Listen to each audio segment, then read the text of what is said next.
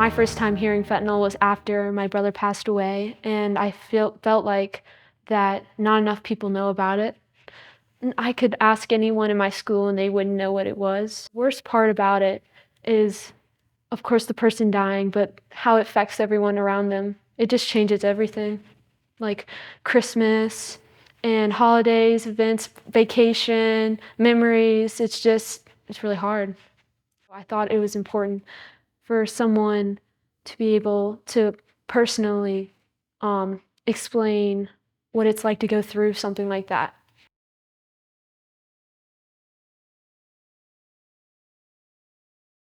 And we thank Carrie-Lynn for inviting us to be a part of this event. We find that this is super important to spread awareness. So we're going to be talking about opioid overdose, what that looks like, and how to respond to it as well. So first, what are opioids? So opioids are a class of drug that are normally used for pain management.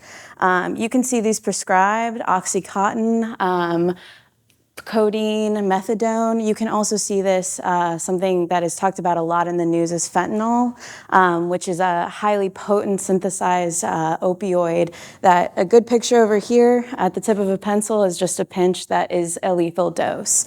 So what does an overdose look like? When someone is experiencing an opioid overdose, it can be very similar to other medical emergencies. But almost every time in an opioid overdose, that individual is going to become unconscious. Again, they're not breathing, they're not getting air to the brain. Also, their skin is going to be pale, clammy. They're not getting the oxygen flow. For darker skinned people, their skin may appear a little bit ashen. Also, there is slow to no breathing, again, that respiratory depression. Now, what is naloxone?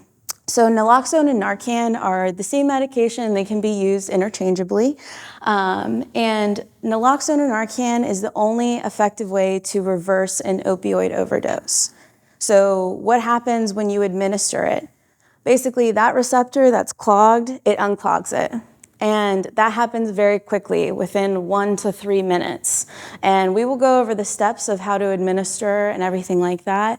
But once you administer naloxone or Narcan on an individual that's experiencing an opioid overdose, they will then come to very quickly within that 1 to 3 minutes. That's how fast that this drug works. Medical Annie is experiencing an opioid overdose, okay? We come to the scene. So our first step is check for responsiveness. We want to pinch Medical Annie's earlobe. We want to shout her name, Medical Annie, tap her shoulders, see if she's responding. Another thing is giving a sternum rub, and that is basically putting your fist in a knuckle and rubbing it up and down their chest.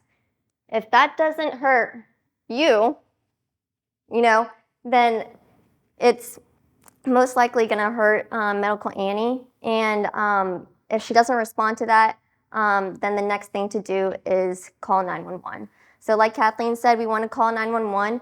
If for any event we have to go pick up our phone in the car or get our Narcan, one thing that we want to make sure is we don't want to leave the person just laying flat on their back. We want to make sure that the person is in recovery position. You don't want to test it or prime it because you want to use the full dosage in the person's nostril. One dose just goes in Medical Annie's nostril. And once the dose is done, once you're done with the Narcan, you can discard it. It doesn't have to be like in a Sharps container or anything. It can go in the trash.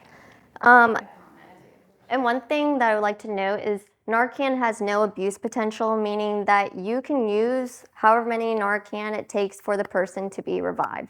So if it takes 2 doses of Narcan, that's great. But if it takes more than that, that's also might be required. So up to however many it takes for the person to come in. And that's why we like to call 911, because we have backup Narcan, and they'll have all the additional materials and equipment available.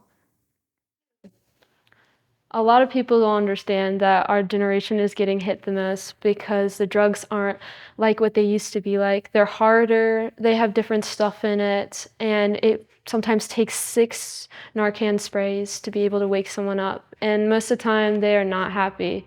And it's important to give them your patience, because in the end, they're gonna thank you. and I wish I had this chance to do the same thing for my brother, but I'm glad people can learn from my experience.